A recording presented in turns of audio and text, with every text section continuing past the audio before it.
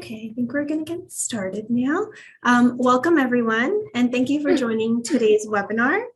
Thank you for submitting your questions in advance of today's session. I just want to remind you that you're all in a listen-only mode, and although we have collected questions prior to this session, we're going to have a Q&A at the end of this session. If you have any additional questions, please feel free to use our chat, and then we'll get to them at the end of our session. I just want to introduce myself. My name is Ashley Calabresi. I am the Student Enrollment Services Assistant at the Temerty Faculty of Medicine. I just want to thank you again for taking your time out of your day to attend the session. And before we begin, I would like to introduce Sophie Harding, the Associate Registrar for Admissions. Sophie, I just want to say thank you for joining us today and answering questions around the removal of the weighted GPA. If you wouldn't mind introducing yourself and telling everyone about your role in admissions, we can start there and then we can get into all the questions. Thanks, Ashley. Welcome, everyone. As Ashley said, my name is Sophie Harding. I am the Associate Registrar Admissions for Temerty Faculty of Medicine. I'm happy to answer your questions. My role is I work with a team of amazing people that we go through all aspects of the admissions process from beginning to end. And so I'm happy to discuss your questions. And what we don't get to today, please feel free to reach out to our team, and we're happy to get back to you in a timely fashion. Thank you so much, Sophie. So now I'll begin with the first question that we have today.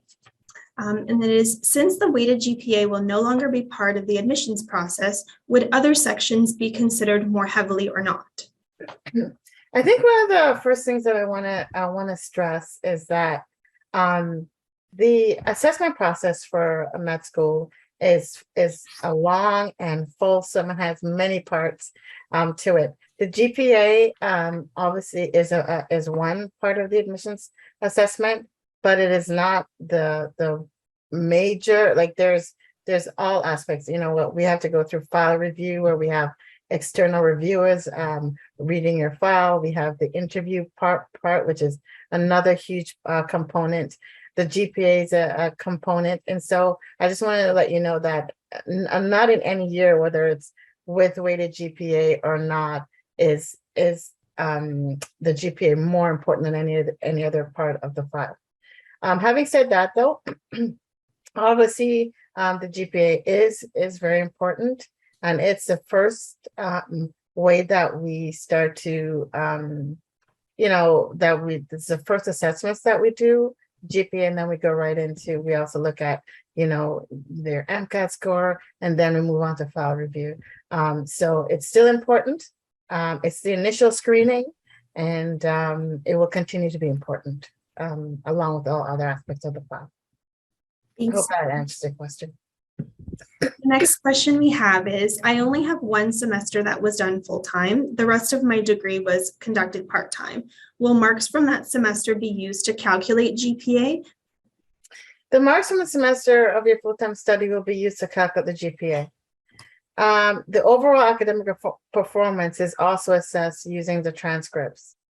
So for the student who asked this question, and also I saw that it's in the Q&A as well, my advice to you would be to use the academic explanation essay section on OMSAS, right? And explain to us in that why your reasons for only having done one semester of full-time study, because I think that will help, because then, as the admissions review committee, we will look at that extensively, and I think that would be to your benefit. So please, I do give you that advice, is to explain why you only have one semester of full-time study. I think that's important. I hope that helps. Will this drive your average GPA cutoff numbers down? The minimum GPA requirements remain the same, so 3.6 for undergraduate students, and if you're a graduate student, so if you've done graduate studies, it's 3.3 as the minimum. So that remains the same. It is expected that the competitive GPA, which, that's how we determine who goes on to file review, and we're expecting it to be lower than in previous cycles, because the competitive GPA fluctuates from year to year. and it is dependent on the applicant pool. Okay, so we don't have weighted GPAs anymore, so we're expecting that it's probably going to be a bit lower than in previous cycles because you don't have the inflated GPAs due to weighting. That's what we're thinking, but we'll see. We'll see how it pans out. We also received a more specific question in terms of GPA requirements. I have a GPA of 3.04 with my diploma in nursing. Okay. I would like to study medicine. How can I apply to be eligible for admissions? What would you respond to that question? So you have the minimum GPA of 3.0, and that's your only degree? The diploma is in nursing, and they want to study medicine and surgery. Okay. 3.0 is below the competitive GPA requirement for the minimum requirement for your application. So that's off the bat. If, for example, you had a second university bachelor's degree completed, then you could ask us to take a look at that.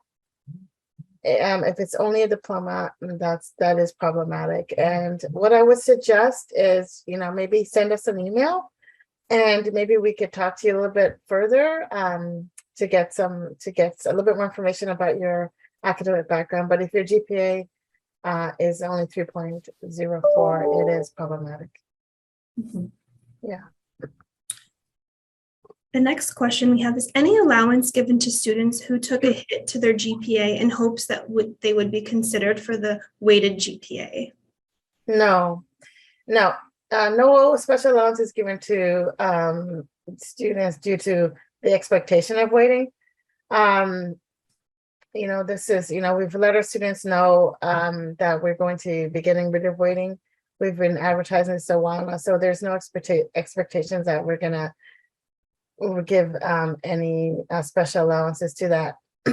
Having said that, though, to all students, I just want to stress that if you do have circumstances, extenuating circumstances that you want us to know that has affected your grades, that's affected your performance academic wise, and you want us to keep that in consideration, please use the academic explanations essay, because it's really important, because we do go through these, and this is where you can let us hear your voice.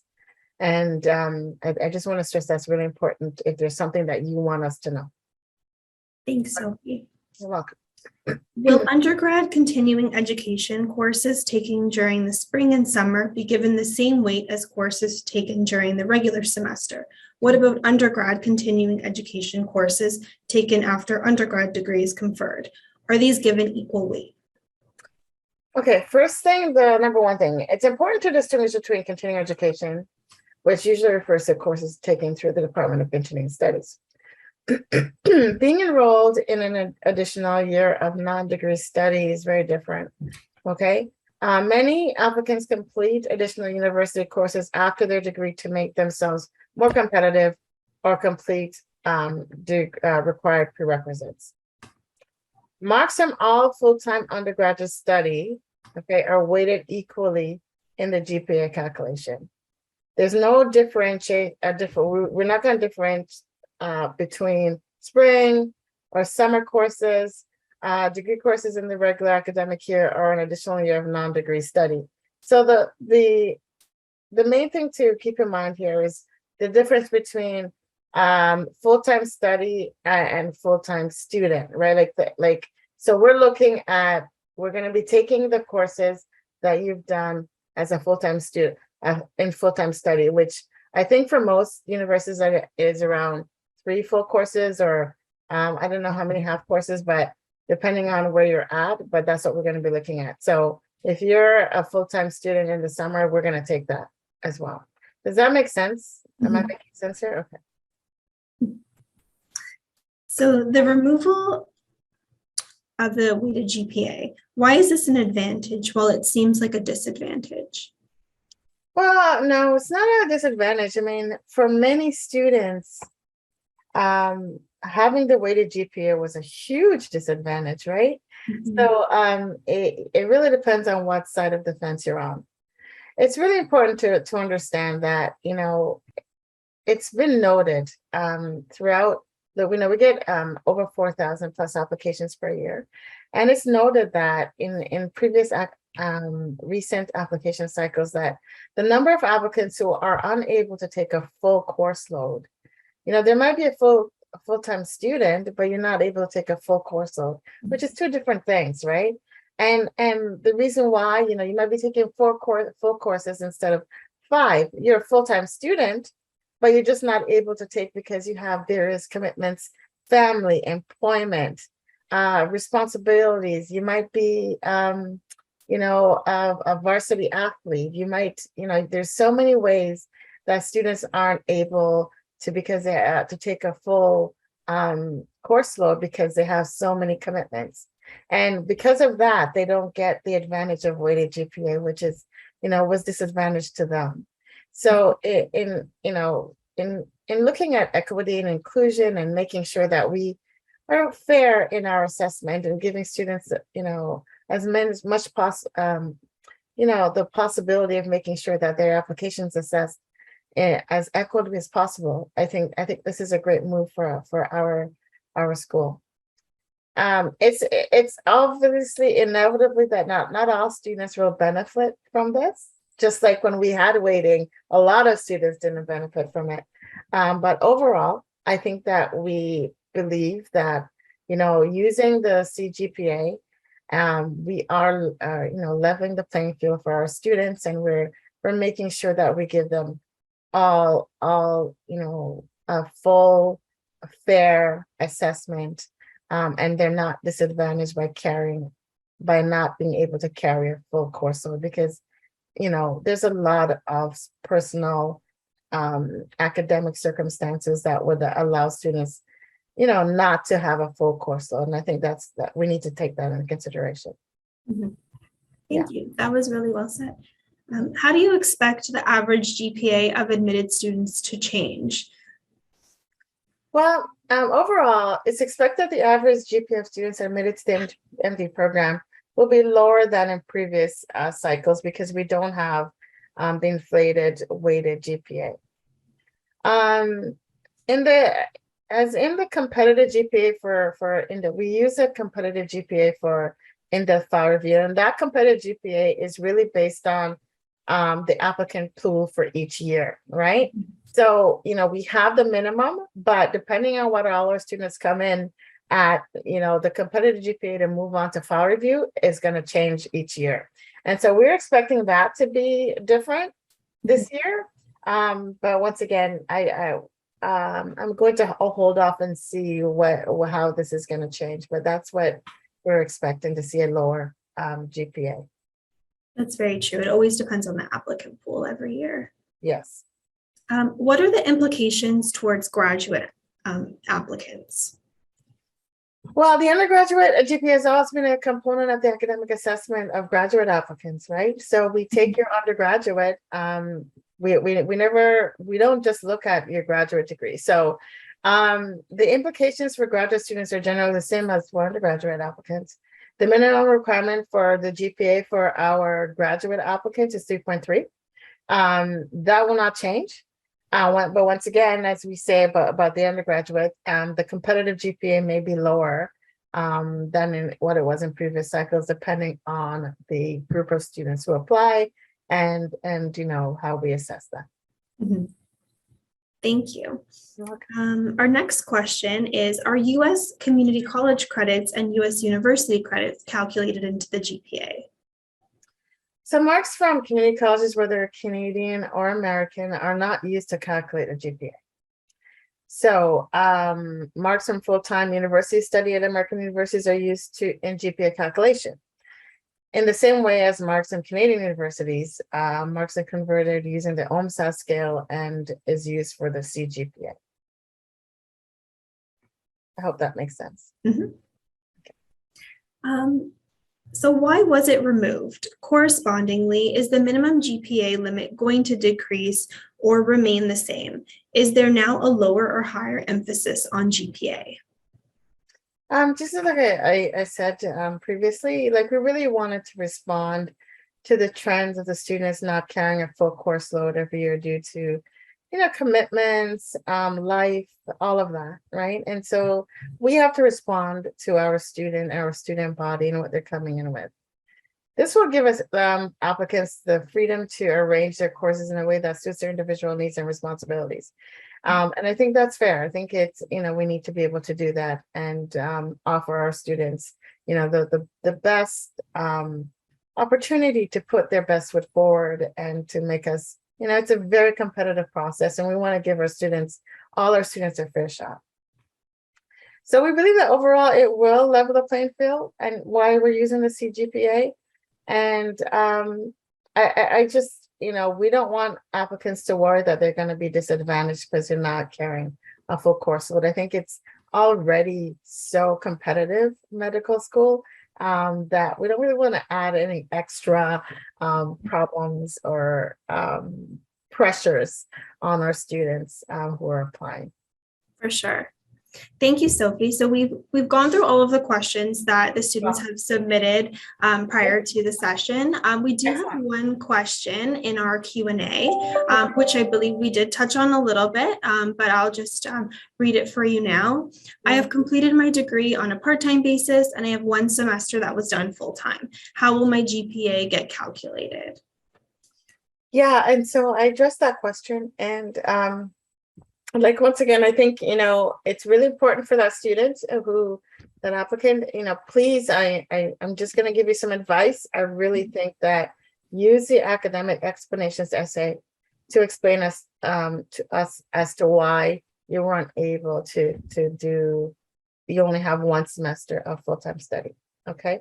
It's really important so that we can, give you an honest assessment, right? So we're going to, once you do that essay and you submit it, we are going to look at it, look at your overall, and then we're going to now take it to the admissions committee and discuss, how we're going to assess your application. And that's really important. So we want your voice to be heard. And so, give yourself that opportunity for it to be heard by the admissions committee in a way that I think it can be helpful. Thank you so much, Sophie, for answering all of our questions that everyone had written in for today. If anyone has any additional questions, feel free to put them in the Q&A. If not, then I believe we've gone through everything today and answered all of the questions in relating to the removal of the weighted GPA. Wonderful. Anyone else that has anything they want to throw out at admissions as you prepare for your cycle?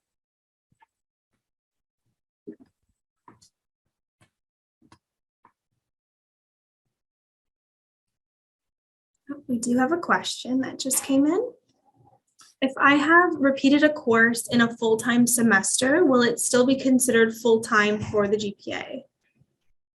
Let me try to understand what you're saying. So you're in full-time study, right? And so just say yes or no if I'm getting you correctly. You're in a full-time study, you're taking a full course load, right?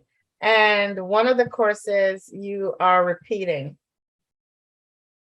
Is that considered to be full-time? Is that what you're asking? That's how I'm interpreting as well. Yeah, well, I would say yes, because you are in a full course load, right?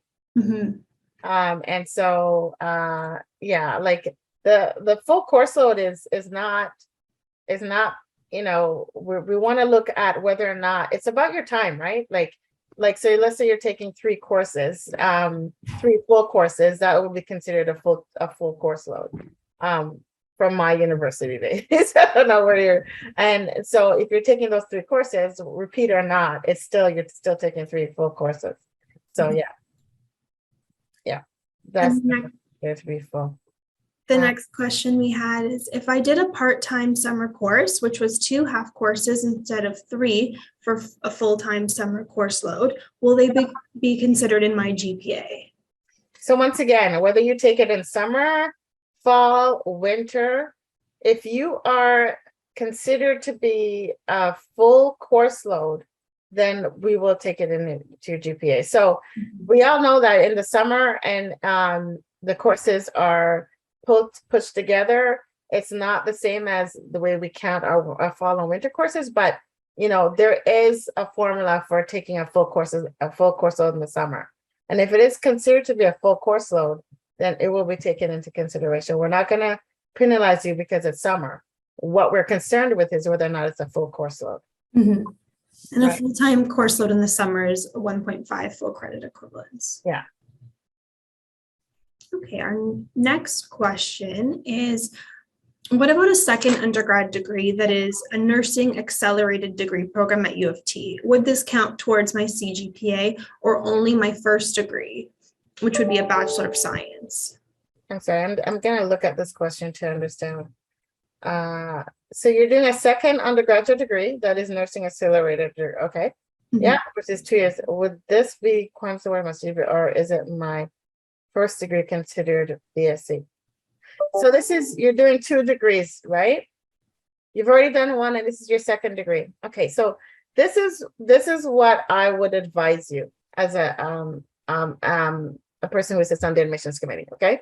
If I were you, what I would do is we are going to obviously look at your first degree. We will look at that.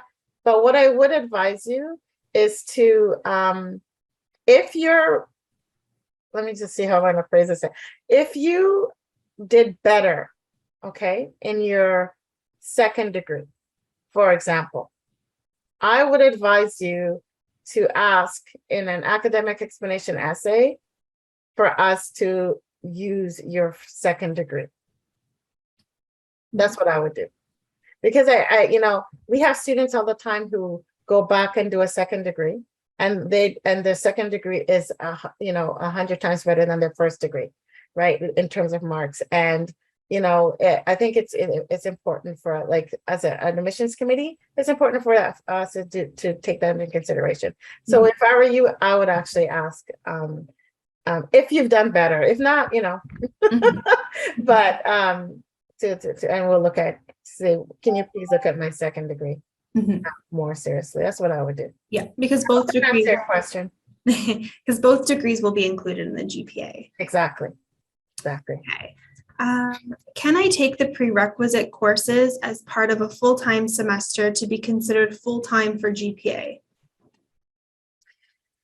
So your prerequisite courses don't necessarily have to be in full-time study. So let's say, for example, you took a prerequisite course in the summer. You could do that because it's necessary. We need to take that into consideration because it is a prerequisite, but we will be looking at your full-time study for your CGPA. Okay. But we're gonna also note that you have the prerequisite. For sure. And I think we have time. We'll just do this one last question, and then we'll, in the interest of time, we'll wrap up. And then if anyone has any additional questions, they can always send us an email, and we're more than happy to answer all of your questions via email. So the last question is, do I need to submit a doctor's note with my academic explanations as if my GPA performance relates to a medical situation? I think that if it's relates to a medical situation, I think that whatever supporting documents that you want to send us, I think that's great. I think that helps strengthen your case. If you do not submit a doctor's note and we read your academic explanations essay and we think, we'd really like some more information from a medical doctor, or we need some supporting documentation, we will also reach out and ask you for some more information. But if you want to be proactive, I think that's always the case. Sending your documentation will be helpful. Okay, I think that we'll be wrapping up the session now, just in the interest of of everyone's time. I just want to thank you again, Sophie, for answering all of these questions. And thank you to all the students that attended today. And I hope you had all of your questions answered. We are always available via email. Our email is medicine.admiss@utoronto.ca. We'd be happy to answer any questions that you have for you. And again, I just want to thank everyone for taking the time today to chat with us, and we hope to chat with you again soon.